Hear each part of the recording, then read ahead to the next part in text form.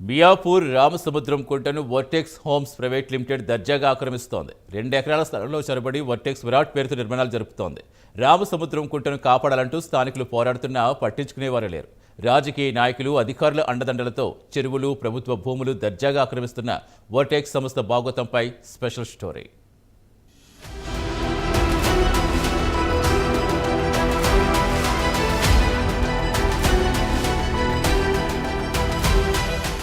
మియాపూర్ నుంచి బాచుపల్లి వెళ్లే రోడ్లో వర్టెక్స్ విరాట్ పేరుతో 6 టవర్స్, 30 అంతస్తుల నిర్మాణానికి అనుమతులు పొందింది.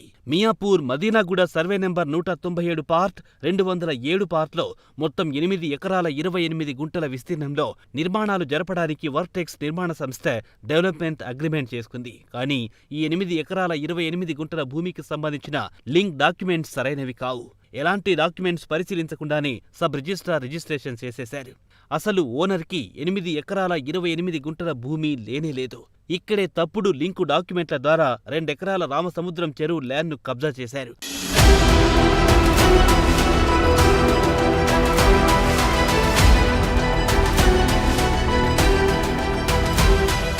Vertex homes chairman VVR Varma Ramasamudram 2 ఎకరాల చెరువులో చొరబడి అక్రమంగా అనుమతులు పొందారు. అలాగే రామసముద్రం కుంటలోకి వెళ్లే 30 ఫీట్ల నాలాను 2 ఫీట్లకు కుదించారు. దీంతో నాలాను ఆక్రమిస్తే రానున్న రోజుల్లో పక్కనుండే కాలనీల నుంచి వచ్చే వరద నీరు ఎక్కడికక్కడ నిలిచిపోయి కాలనీలు నీట మునిగే ప్రమాదముందని స్థానికులు ఆందోళన వ్యక్తం చేస్తున్నారు.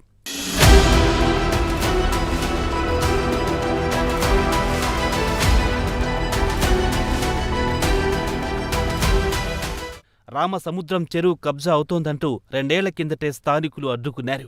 స్థానికుల ఫిర్యాదుతో జైంట్ సర్వే జరిపిన రెవెన్యూ, ఇరిగేషన్ అధికారులు 2 ఏళ్ల కిందటే నిర్మాణ పనులను అడ్డుకున్నారు. మరిప్పుడు వర్టెక్స్ విరాట్ పేరుతో జరుగుతున్న నిర్మాణాలు ఎందుకు అడ్డుకోవడం లేదు? రెవెన్యూ, ఇరిగేషన్ అధికారుల సపోర్టుతోనే వర్టెక్స్ విరాట్ పనులు చకచకా కొనసాగుతున్నాయని స్థానికులు అంటున్నారు.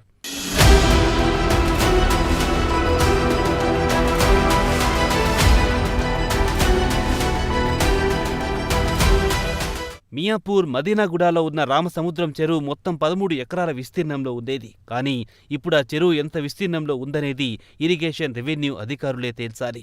సర్వే నెంబర్ 209, 210లో ఉన్న రామసముద్రం చెరువు ల్యాండ్ను కబ్జా చేసి వర్టెక్స్ విరాట్ పేరుతో జరుగుతున్న నిర్మాణాలకు రెవెన్యూ, ఇరిగేషన్ అధికారులు ఎలా అనుమతిచ్చారనేదే ప్రశ్నార్థకం. అసలు 8 ఎకరాల 28 గుంటల ల్యాండ్కు సంబంధించిన డాక్యుమెంట్సే నకిలీవని తేలింది. మరి ఈ ఫేక్ డాక్యుమెంట్స్తో రిజిస్ట్రేషన్ అధికారులు ఎలా రిజిస్ట్రేషన్ చేశారన్నది తేలాల్సిన అవసరముంది. బఫర్ జోన్కి 9 మీటర్ల దూరంలో నిర్మాణాలు జరపాలని ప్రభుత్వం 168 జీవోను తెచ్చింది. కానీ 2 ఎకరాల చెరువు కబ్జాకు గురయ్యింది. ఈ ల్యాండ్ను ఆక్రమించడానికి సహకరించిన అధికారులపై చర్యలు తీసుకుని రామసముద్రం కుంటను కాపాడాలని మియాపూర్ స్థానికులు కోరుతున్నారు.